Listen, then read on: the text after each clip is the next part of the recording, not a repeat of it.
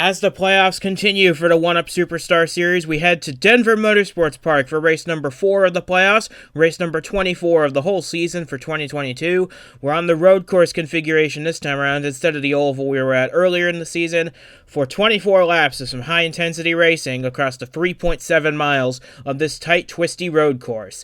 Alongside me in the booth for today's race is James Ellison, and for this race, it's a bit of a wild card, honestly. Half the track's a big, sweeping, high-speed oval, while the other half is a tight, fiddly infield section road course. So you gotta be good at both if you want to have a good day here today. Absolutely. You don't want to be good at one and not the other, because then you're probably not going to have a very good time. Like you said, you got to have skill in both. You got to be able to handle the speedway portion and then the road course. You never know what you're going to expect with tracks like this. Absolutely. As we can now look at the starting lineup for today's 24-lap race, we've got our 24th different pole winner of the season, as surprisingly, Jeffrey Finguy manages his first of the season this late in the season. He gets his first pole of the year at Denver. Nick Ortiz lines up alongside him, and McMillan and Mashburn make up row 2, with Aaron Hall, the highest non-playoff driver, rounding out the top 5 in just his 9th career start. There's a lot of big names starting up front, and most of our playoff contenders are starting in the top 20. So there's a lot of action to be had here, but a lot can go wrong if you're not careful in the early stages. Yeah, that's correct. You don't want to have a problem early, because of course on a track like this, unless you have calamity that gets you back in the action, you're not going to get very far. You got to have a perfect race, as perfect a race as you can. Because if you don't, you could find yourself finishing last or somewhere in the middle. So with that being said, we only have 6 races remaining in the 1UP Superstar Series season. We've got a lot on the line here for our 15 playoff contenders and for the rest of the field as well. They're all lined up on the grid, and we're ready to bring you some good racing action from the Denver Motorsports Park road course. 24 laps of it. This is the 1UP Superstar Series, and the green flag is mere moments away. Stay tuned, because you're not going to want to miss a second of the action set to take place over the next 24 laps. As the field makes its way through the final chicane, Jeffrey Finguy leads them to the green flag, Nick Ortiz alongside him. We're getting ready for the green flag here at Denver Motorsports Park. It's in the air. We're underway for 24 laps of this race. And already the field's starting to fan out a little bit, going 3 wide already, heading into the first turn of this racetrack, which is on the oval. This is going to be a very intense moment as these guys fan out 3 and potentially 4 wide. It's almost like a super speedway pack, diving it off into turns 1 and 2. Got to get on the brakes pretty heavy, though, coming into turn 3. This is going to be a critical spot, and we've got trouble already. A big wreck in the back. Devin Fair goes off track. Jared Polansky, Andres Molina, all involved in this. Justin Hutchinson, the points leader, involved in this one. Emma Carter gets a piece of Jared Polansky as well. A lot of cars with a lot of damage, and Devin Fair is out on turn 3 on the first lap. His remarkable run of consistency in the playoffs, only marred by Las Vegas. That's going to be significantly altered as a result of this. Blair in the 19 out of the race. Felix Anderson out of the race. Stephen Gale with heavy damage as well. Devin Fair's race is over. Mark Davies' race is over as well. 2 of our playoff rookies taken out early here at Denver. And what a chaotic start to this race as well. We're still cycling under green here as a result, because remember, no full course yellows on the road courses, but you can see a lot of cars cycling with a lot of damage in the early stages here at Denver. So it looks like this is where it all begins, as they're 3 wide off of turn 2. You can see they all get sandwiched together. Molina and Polansky look like with Jeff Bolton. Devin Fair goes for a slide into the runoff section of this turn 3, and it looks like he's trying to recover, but I don't think he has any steering left in that car, and he just noses it into barriers. A tough break for Devin Fair. I don't think the steering arm was connected on that car after the initial impact, so his day is done. A heartbreaking situation for Devin Fair, whose championship hopes now look slim at best. So we're going to get another look at this. It looks like Andres Molina in the 7 might get a tap from Devin Fair, and they all just collide at around the same time, and Molina, Polansky, Jeff Bolton does a great job getting through that. Mark Davey not so lucky. He tags at least 4 other cars. as a result of this. Stephen Gale in the 35, Blair in the 19 with some significant damage. KJ Hayes and Jason Parker both get caught up, and Davies actually parked on top of the 46. One more look at this from another angle. You can see, yeah, it looks like they all just come together at the same time, and we're focused on Mark Davey now. A very difficult situation. Oh, and he tags his teammate Hutchinson, and then Denoto gets involved. Stephen Gale, Felix Anderson, Brandon Beal with a lot of damage, and Davey almost goes onto his roof as a result of that. But he looks like he'll be able to get unstuck, but his day, as is the case with many others, over already on the first lap here at Denver Motorsports Park. We're still under green flag conditions, though. Jeffrey Finguy has the lead on lap number 3 of this race, but man, a lot of good drivers have their days ended early here at the 3.7 miles of Denver Motorsports Park. Yeah, this is a rough start for a lot of drivers, but several of them were able to dodge that, and they're going to make the most out of it. As we look at some of the ones parked on pit road, that tough call for that, and they're just going to have to pack up and go back and get ready for the next race. But Jeffrey Finguy's got a perfect start to his race. He's got a 1.6 second lead over the battling pair of Miles Mashburn and Jake McMillan, who are battling for second spot. They've kind of left the rest of the field behind as Aaron Hall runs in 4th now, with Cale Tescar Jr. 5th. This could be a big day for Cale Tescar Jr. in the Rookie of the Year battle, because both of his main competitors for that award, Devin Fair and Mark Davey, are now out of this race. So a lot of implications, not only for the championship, but for the Rookie of the Year award as well. But I don't think Jeffrey Finguy gives his 2 cents about that, because he's got a pretty commanding lead as things stand right now, 1.6 seconds over the field. And that's exactly where he wants it to be. He just wants to be able to cruise for the rest of the race. But I wouldn't just rest easy just yet, especially when pit stops come up, because that could really play a factor. We've seen it happen many times before this season. And remember, Jeffrey Finguy does have a road course win to his credit this season. He got one at Road America earlier in the season, and I'm sure he's thinking about that as well. He knows how to win on the road courses, and if he were to win this race today, it would be a record-setting 10th career win. He would be the first driver in history to achieve double-digit wins in the 1-Up Superstar Series. He's going to do everything he can to make that happen, but there's still a lot of racing left to go. Coming to the line here, we still have 21 laps to go. Yep, that's a long way on a track like this, especially for someone who, like Finguy, who has such a lead that for everything that can go wrong could go wrong, but right now everything's going right for him, because right now we see the battle for second taming a little bit.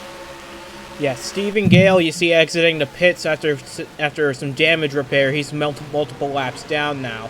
But for Miles Mashburn and Jake McMillan, this is an opportunity, because especially for Mashburn, because with Hutchinson now out of the race, Mashburn's going to likely take the points lead back as a result of this, if he can hang on to a top 5 finish here today. And Cale Tescar Jr. might move up into 2nd even because of Hutchinson's DNF.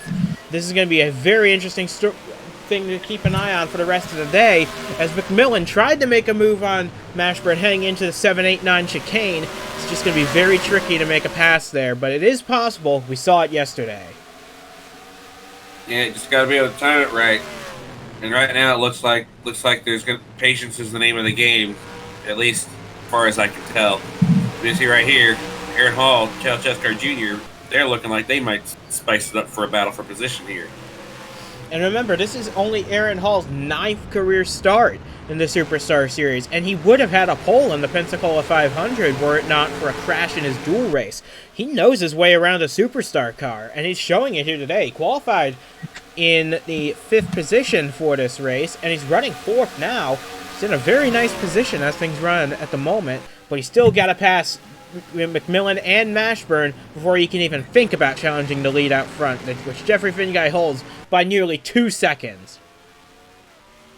Yep, and there we go. Going to go across the line and see, did it stay that way? Probably, I would say it did, but Yeah, there were so many different things. That we're looking at the number of drivers out of this race.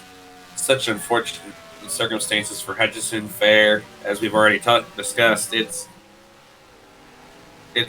just a time to move on as we continue to watch the race leader here.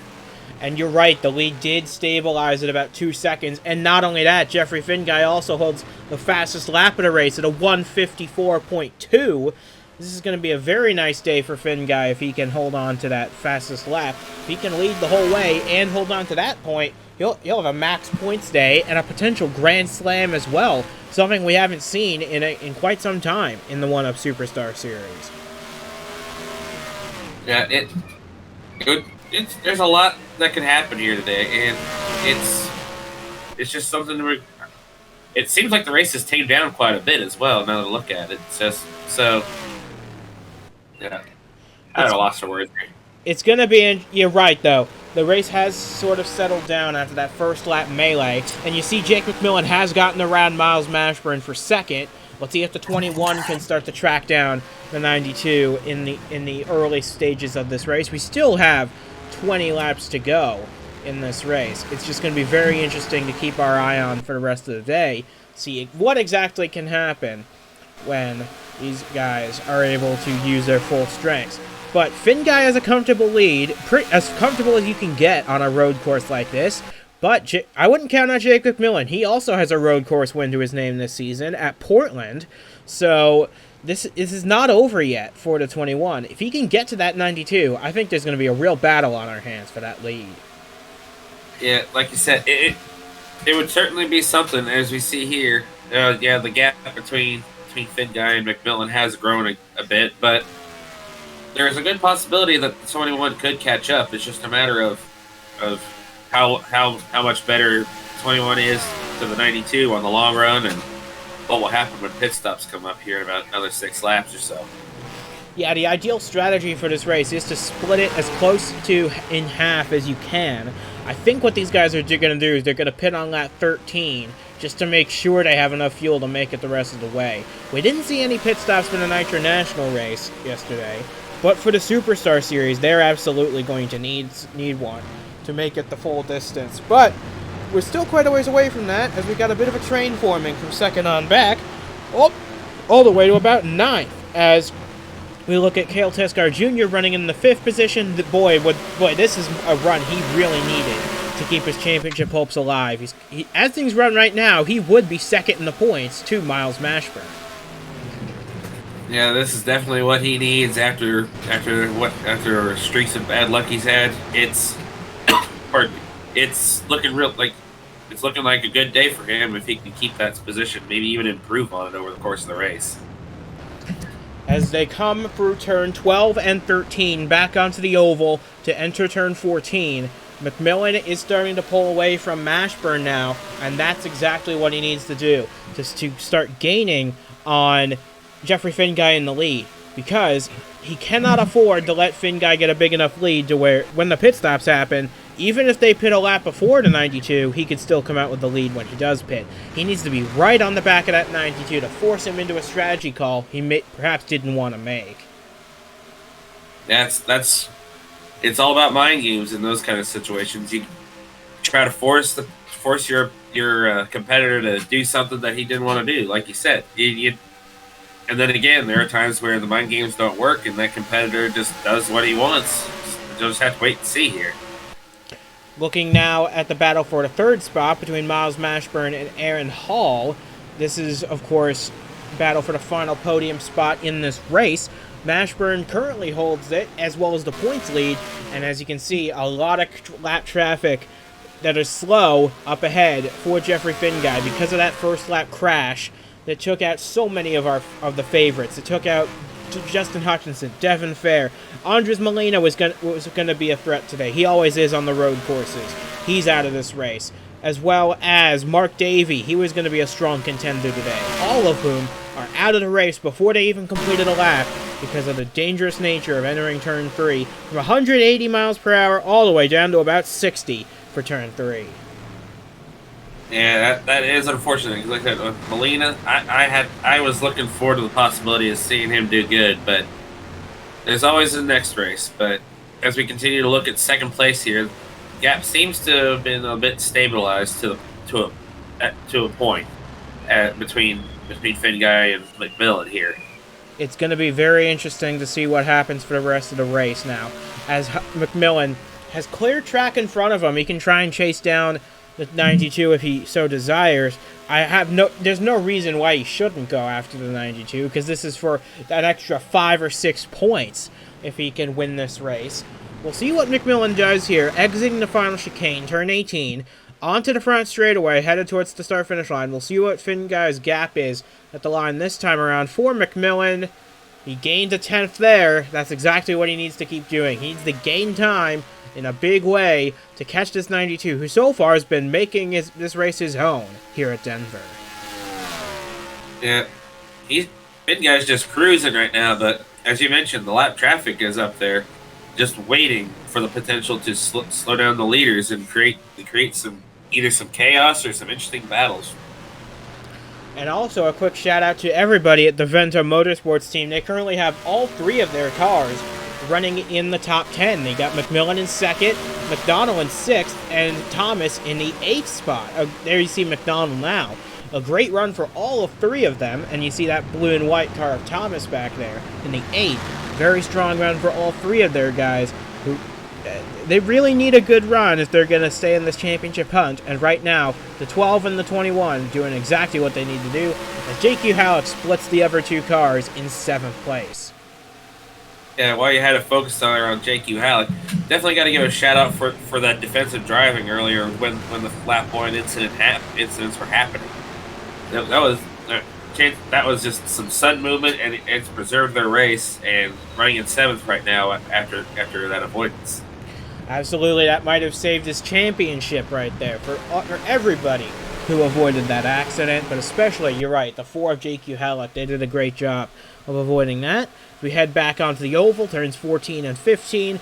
Cale Teskar Jr. hoping for a good day. Miles Mashburn hoping to get the points lead back. Jake McMillan hoping to catch this man, Jeffrey Finn Guy, who's hoping to get his 10th career win in this race. We still got 2/3 of this race still to go, but as things run right now, Finn Guy holds a comfortable lead. We'll see how big it is at the line right here.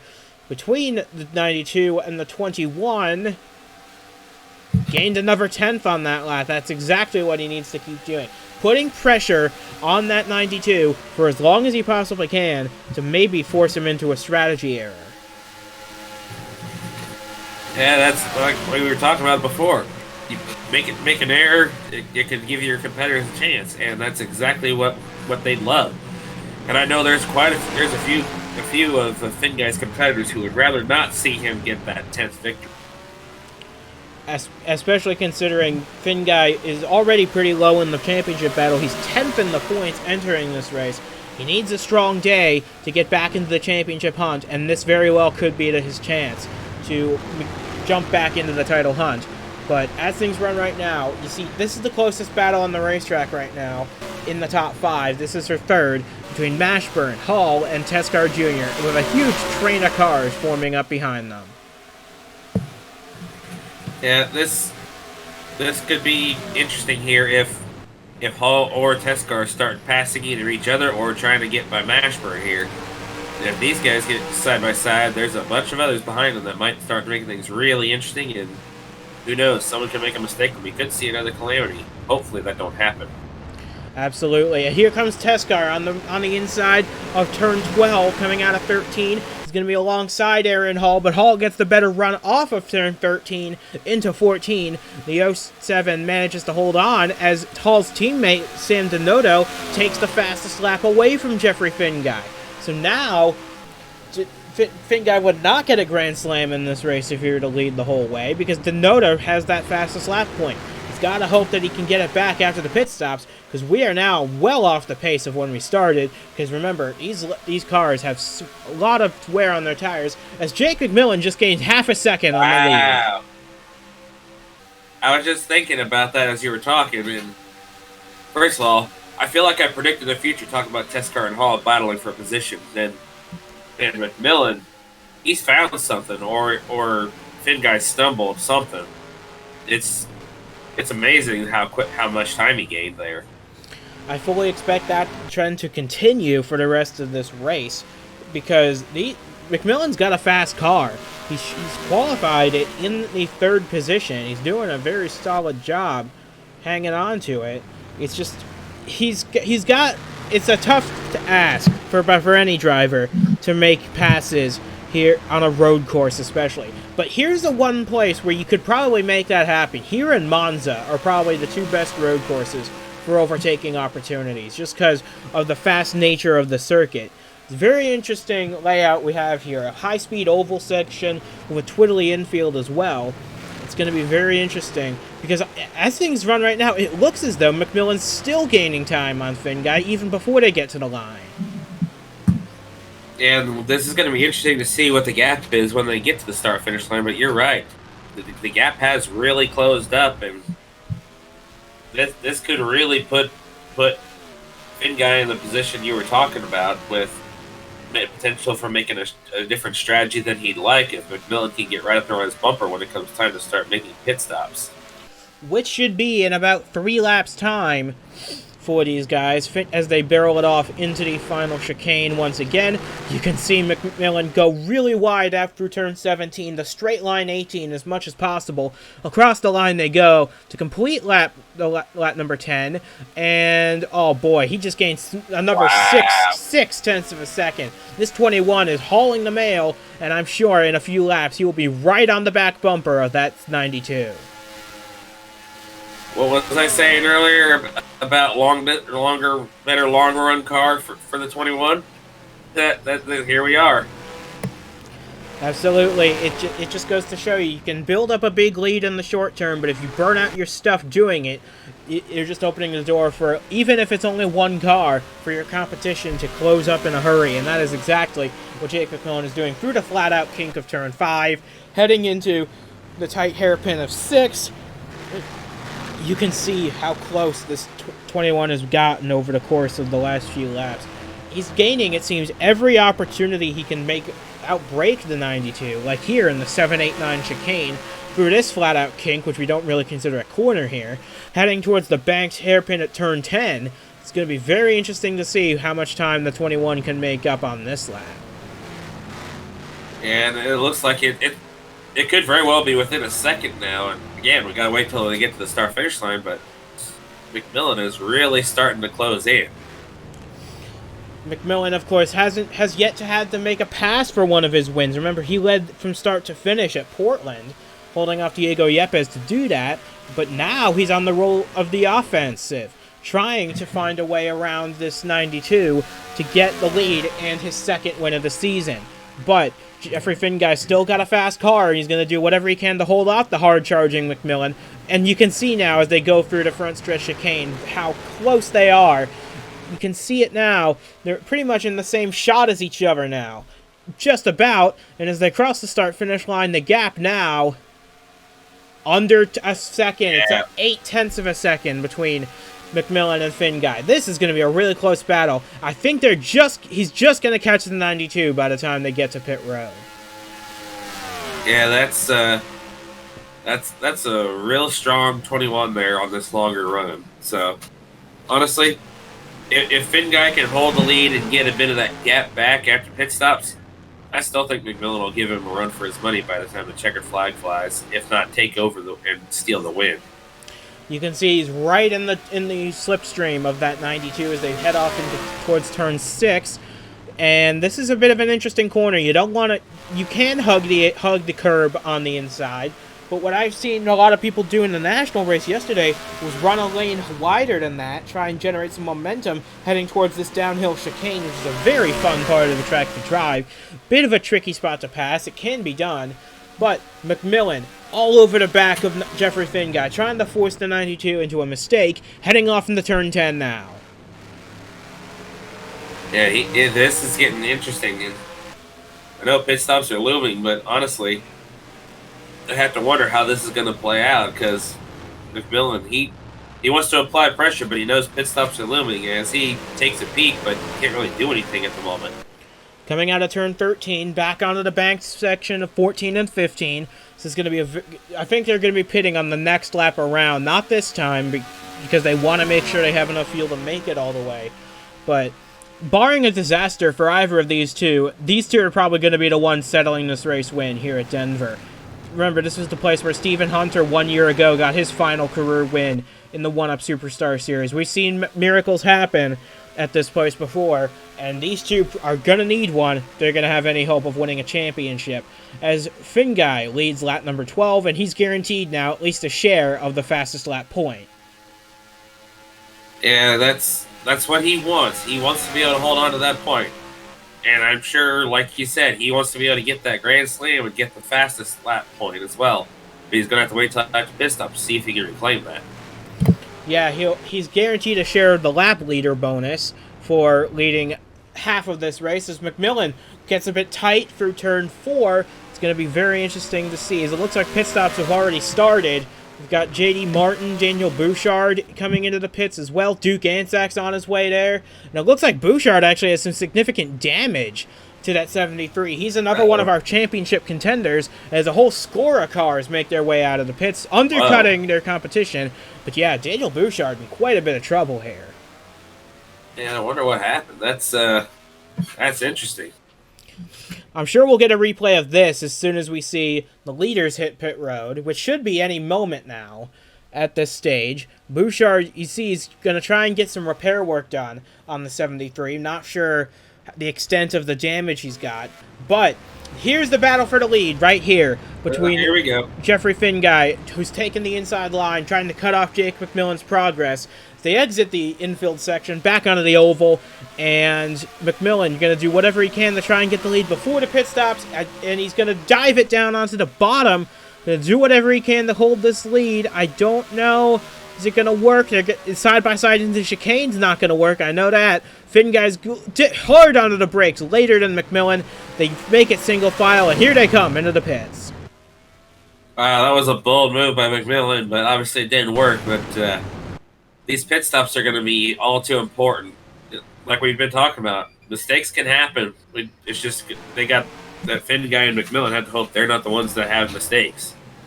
So it looks like Bouchard was coming into it for his pit stop, along with a lot of the undercutters here. Oh, but he commits to it way too late. We've seen this before, and he just plowed it into the barrels on the end of the pit lane entry. That's going to be a lengthy repair for Daniel Bouchard. It might have ended his hopes for a championship right there.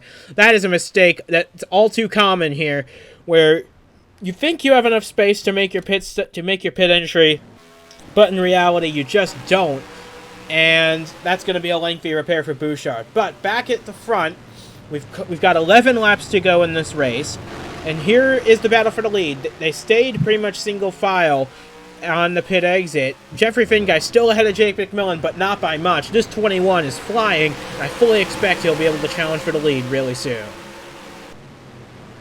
Yeah, that's kind of what I expected. With no mistakes, those two are still right there together, and McMillan's going to be dogging Finguy until he can find a way by.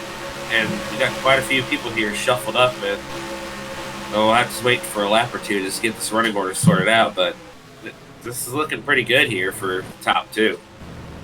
And speaking of the top two, they are side-by-side for the lead through 12 and 13. McMillan has the better drive off of the corner. He will easily clear Jeffrey Finguy, and Jake McMillan finally gets the lead here at Denver Motorsports Park.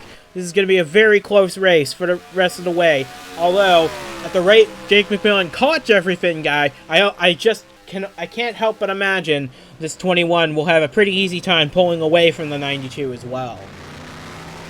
He's already starting to pull away. As you can see here, he's got a fast car, and I think it got faster with that pit stop.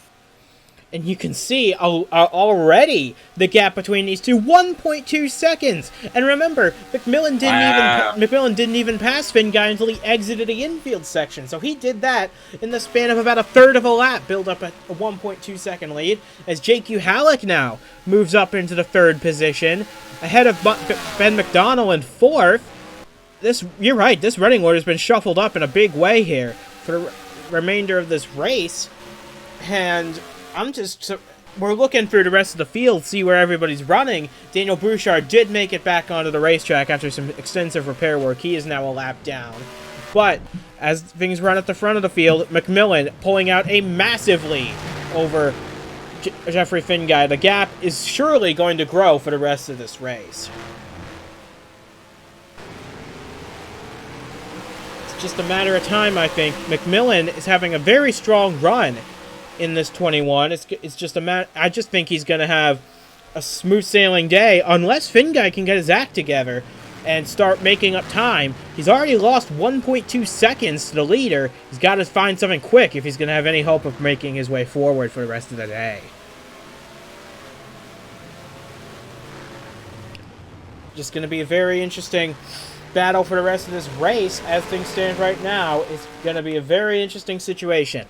McMillan holds the lead by 1.2 seconds over Jeffrey Finguy. This is going to be very close for the rest of this race. I just fully expect this is going to be very close for the rest of the day. As soon as they cross the line, we'll get a gap here over the rest of the field. Yeah, it's looking pretty good here, and do apologize if there's any silence on my end, some technical difficulties, but we're looking pretty good here. Finguy's not liking seeing his lead, and it's growing between the two of them once again. Yeah, it's just not a good look for Jeffrey Finguy. He'll still have the most laps led point. No one can take that away from him. But I'm sure he would have loved to come away with his 10th career win. As you can see, Christian Vargas now moves up into the 6th position after the pit stops have shuffled out.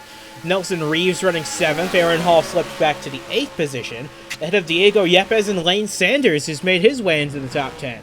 So a big shuffle up as far as the running positions are going. You can see Lane Sanders directly ahead of the two Robbers Racing Chevrolets, who are battling amongst themselves for the 11th position. Martin's going to try and make a move on Sanders heading through 5 and 6. I think the 41's just going to hold on now. Yeah, this is a run that Sanders has needed. I mean, he hasn't had a horrible time, but this is something that he really needed just to, keep his confidence up. And as things run right now, the two Robbers Racing cars side by side through the downhill chicane. I think Mashburn's going to get the better run, and he will easily clear his teammate for 11th. So move Miles Mashburn up into P11, and behind these two, Bobo Jones having a strong run we didn't perhaps see coming, because he started this race all the way back in 29. So a good run from the 04 to move up into 13th in this race.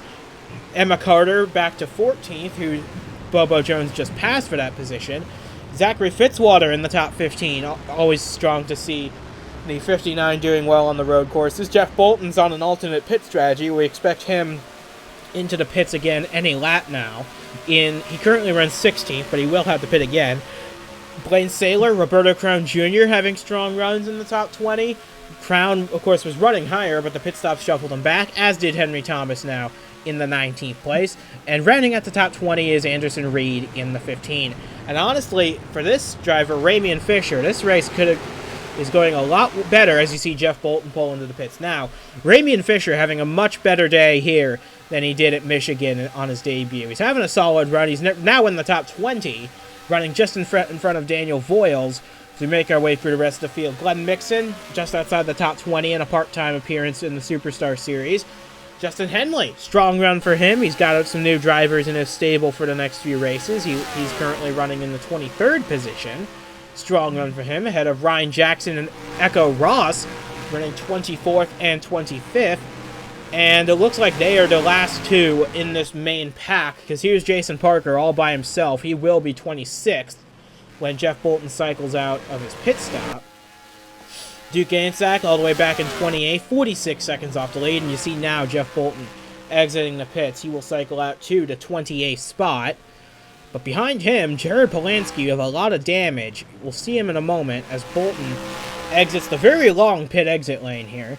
But there is Polanski in 29th, almost a minute off the lead with a very damaged car.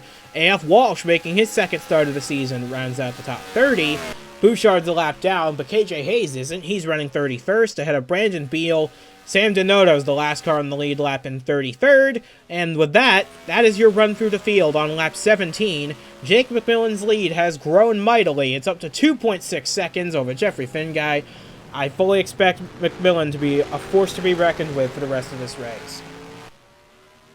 Especially if that lead keeps growing. It's looking really good here, and we'll see what happens across the line. But that is a very stout 21, like I was talking about before. And what does the gap say here? He did gain some more, so yeah, he's definitely looking like he could just cruise, provided he doesn't have an issue. Yeah, McMillan just needs a clean final few laps here. He just wants to make it to the checkered flag without an issue, because remember, there's no yellow flags to slow down the action here at Denver. So, if an issue were to crop up, he would just be in a lot of trouble going forward. So, McMillan leads by almost 3 seconds now over Jeffrey Finguy. J.Q. Halleck's another 4 seconds back in third, but they're holding off Ben McDonald in a furious battle for that third spot. And Cale Tescar Jr. running a lonely fifth in the O2 car. But McMillan's got a pretty strong lead. We're coming to about 6. We're going to come to 6 laps to go next time they cross the line. It's going to be very close between these guys for the rest of the day. And this is going to be real challenge for some of these drivers, especially those who are battling for like second and third right now. But it's not going to be much of a challenge right now for McMillan or Finguy if they can hold on right here. You mentioned Tescar. He needs this day, and it's looking like he's going to get it. As I look back in the field, something's gonna miss with Jeffrey Finguy. No. In the 92, he was running second. The pole sitter, who dominated the first half of this race, now looks like a flat coming through out of the infield section. This is going to be a big detriment to his race, and the hopes of winning that 10th career race will have to wait another week, because Jeffrey Finguy in big trouble coming out of the infield section. He's miles slower than the rest of the field. He's got to be making his way to the pit lane soon with a flat tire. It looks like on the right-hand side. This is going to be a huge detriment to the rest of his race. Yeah, that is unfortunate. There's got to be some steering wheel pounding going on in that car right now. It's unfortunate the results aren't going to show how strong of a car he has. Yeah, and you can see him sliding out of turn 15. It looks like he has a right rear tire down on that 92. He pulls into the pits to change it out, get right side tires, fill it up with a little more fuel, get to the end of the race, maybe see if he can't take the fastest lap back. But just a disappointing way for Jeffrey Finguy's race to go. He was having such a strong day. Even if he wasn't going to win this race, he was surely going to finish second, and that would have been a big help in his championship battle. Now, he might even fall out of the top 25. Yeah, that's gonna be a hard pill to swallow, because he's just, as he's rolling out of pit road here, he's gonna have to just roll with it, see what he can do with what's left of this race, and salvage as many points as he can. He's got to hope for massive attrition to kick in for the rest of this race, and hope he can gain a few more positions. He's not going to be able to win the race from here, though. Making a second stop is not the fastest way around this place. And you can see even Jared Polansky has gotten around him, so Finguy should cycle out into about 29th place. And that is not, like you said, not an indicator of the performance he had today. He had such a good car. Yeah, it's really tough. And meanwhile, with Finguy out of the way, that lead for McMillan has grown substantially between him and Halleck. The gap now 6.7 seconds between Halleck and McMillan. This is not a battle for second between McDonald and Halleck. We'll see what the gap is at the line between McMillan and that battle for the second spot as the field crosses the start-finish line. To take 5 laps to go in this race, the gap has grown by half a second. It's now 7.2 between McMillan and Halleck. I feel like this is going to be a very close battle, though, between Halleck and McDonald. And don't count out Cale Tescar Jr. either. He's about a second behind these two, but I fully expect that 0-2 to come to life at the end. As Christian Vargas now assumes a spot in the top 5. Nelson Reeves, the highest running non-playoff driver, in 6th. But as I said, here comes the 0-2 charging after the two in front of him. Yeah, this is going to be a great day for Cale Tescar Jr., and even better if he can get by second and third and be in second. That'd be a great day, especially with his fellow competitors for Rookie of the Year being out of this race. It's definitely something to be cheerful for, even if he ends up finishing fourth where he is now. And as things run right now, that fourth place would give Cale Tescar Jr. the points lead coming out of this, because Miles Mashburn's still back in the 8th position. If Mashburn can gain a few more spots, it might put him ahead of the 0-2. It's going to be a close battle between the 72 and the 0-2 for the rest of the season. Maybe if the 10 can rebound, maybe it could be a battle between him and them as well. As they exit the infield section now, and you can see Jeffrey Finguy just entering the infield section right as these guys exit it. Just a tough break for that 92 team. But they're going to come back to Talladega next week and hope to rebound there. But we're coming to 4 laps to go now, and the gap out front is quite significant between the 21 and the 4. Unless there's an issue for the 21 as well, I think this race has been settled. Yeah, which would be unfortunate in the case of Halleck and McDonald and even Tescar, but I don't think McMillan's complaining. No, not at all, especially when he's grown his lead by another half second. It's now 7.7 at the line between these two. McDonald a further quarter second back. But Cale Tescar Jr. is not through with these guys. I think he's going to be able to get by at least one of them by the end of this race, maybe both if he plays his cards right. And these 3 have a massive margin over 5th place Christian Vargas. So they can just hang out here for a while as McDonald runs wide through turn 4. We've seen plenty of people do that over the course of this weekend. That might allow Cale Tescar Jr. to make a run at him, though, going into turn 6. Yeah, this is definitely going to be the battle to watch. As Tescar goes inside of McDonald here, this could get interesting between these 3 right here, and all the while, McMillan is just going to continue driving off. Side-by-side through the chicane, that allows Tescar to get by the 12th of McDonald and move the 0-2 up into the final podium place in 3rd. We'll see if he can track down J.Q. Halleck, who's pulled away a little from these guys. But next time they get to the line, there's only going to be 3 more laps here from Denver. And Tescar, I think, is going to get to the back bumper of that 4, and whether or not he'll be able to get by Halleck is a different story, because that 4 is pretty strong. Absolutely, it's going to be a great battle on our hands. If we can't get a nice battle for the win because of the Finguy problems with the flat tire, it'd be great to have a nice battle for second between Halleck and Tescar Jr. As you can see now, we have 7 cars out of this race. Technically 8 if you count Nick Ortiz, who's technically not out of this race, but has yet to exit the pit lane after that lap 1 crash. But as things run right now, we got 3 laps to go, and the gap between McMillan and Vargas, I'm sure it'll grow a little bit more. Actually, it went down by half a tenth. So I think McMillan's pretty content with the lead he's got right now. He can just hang out in the lead, click off 3 more solid laps. Nothing overly flashy.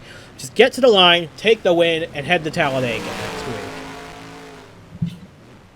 Yeah, and the gap between him and Halleck, and not Vargas, would be it's just fine where it is. He's content, like you said. I don't think he's going to push it as hard. He knows he's not being challenged. He knows that there's a good possibility that second and third may be fighting for the positions as this race winds down. But he's just gonna. I think he can just chill here. I mean, he can't relax too much, but he can't really be on it 100% anymore because he'll burn it up, and then he might end up giving the others an opportunity. Even if he does burn it up with a 7.7 second lead, I don't know how much time he'd need to lose per lap to give them an opportunity. But I don't think he wants to take that chance. As they now make their way through turn 10, Miles Mashburn now moves up into the 5th spot. He's going to retake the points lead as a result of that pass. Now Yepes gets underneath Martin. This is the battle for 9th, just ahead of Lane Sanders, who's dropped back to 11th. But this is going to be a tight battle. Oh, as Martin cuts off the 77, heading through turn 11, making their way into turn 12. This is going to be really close for the rest of this race. These may be the most interesting battles, but they're all important. Just every position matters. Whether you're in the playoffs or not, you got to get all the points you can, especially for the playoff contenders, as we're looking at one of them right now. Yeah, Christian Vargas, the defending champions, had a bit of a rough start to the playoffs. This will be a great remedy for that.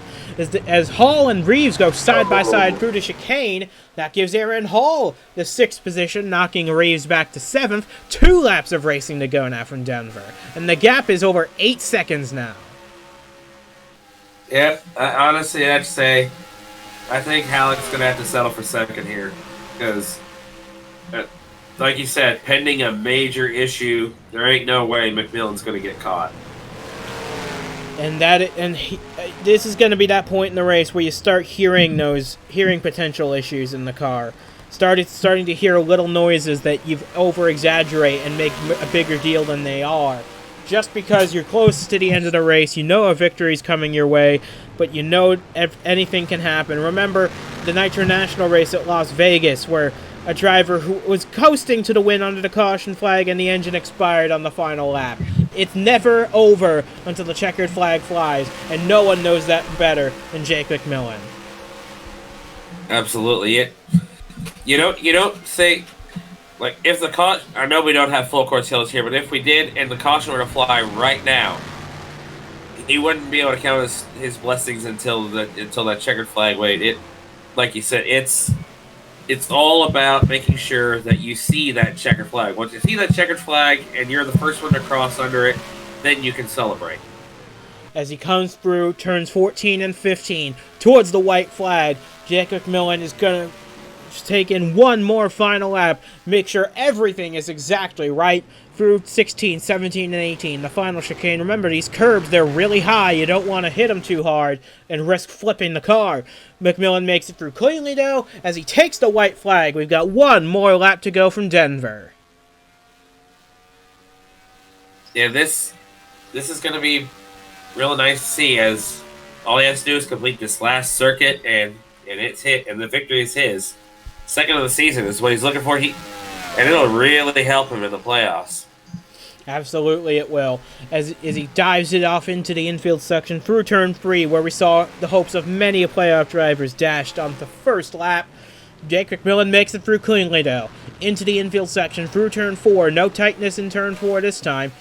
As he makes it through turn 5. You see a lap car up ahead. That's Daniel Bouchard. I don't think he's going to get in the way of the 21 that much. Going through turn 6, the uphill right-hander, heading towards the backstretch, the infield chicane now, and Jake McMillan is just a few miles away from his second win of the season, and this one will mean a lot. Yeah, this is gonna be a big one for him, and what's gonna be even better is that this would mean that both of his victories I'll have been in the booth for, and it's real nice to be able to see him have the success he's having this year. Coming through turn 11 now. Gonna approach turn 11, I should say. Heading into 12 and 13 now. Jake McMillan has put on a masterclass ever since he got around Jeffrey Finguy. And your heart has to go out for that 92 team. They did such a good job in the early stages. But I think even without that tire issue, he wasn't going to be a match for this 21 today. As he comes through 14 and 15 for the final time, Jake McMillan on course for his 4th career win, his 2nd of the season. He's just got one more chicane to navigate now. Diving it off in there for the final time. He makes it through cleanly. He's going to straight line it out of turn 18. Back onto the front straightaway he goes. And for Jake McMillan, a big win in the playoffs at the Denver Motorsports Park. McMillan takes it at Denver for his 4th career win. The final margin of victory, we'll find out in a moment, because here is the battle for 2nd place. J.Q. Halleck and Cale Tescar Jr., they crossed the line 9.6 seconds off the lead. Ben McDonald comes home 4th. Miles Mashburn 5th. That'll give him the points lead back heading into Talladega. Aaron Hall gets a career best result, I believe, in 6th place, ahead of Nelson Reeves in 7th, J.D. Martin 8th. Christian Vargas and Diego Yepes ran down the top 10, just ahead of Lane Sanders in 11th. Boy, as soon as Jake McMillan got past Jeffrey Finguy, I think you had a feeling that this race was going to be settled, because that 21, being able to catch the 92 from 3 seconds back and then to pull a big gap in as quickly as he did, I think there was no denying who was going to win this race today. Yeah, it was pretty much over as soon as he got past the 92 and started driving off. And it was definitely over once the 92 had to pit. So Definitely huge congratulations to Jake McMillan here. This is going to be something he won't forget. And for Jeffrey Finguy, 29th place will have to do after a dominant first half of this race. His championship hopes are on life support now, but if he can get a win at Talladega next week, that'll cure all the heartache of this one. But that'll do it for us from the Denver Motorsports Park road course. We'll see you again next week at Talladega Superspeedway for race number 25 of the 1UP Superstar Series season.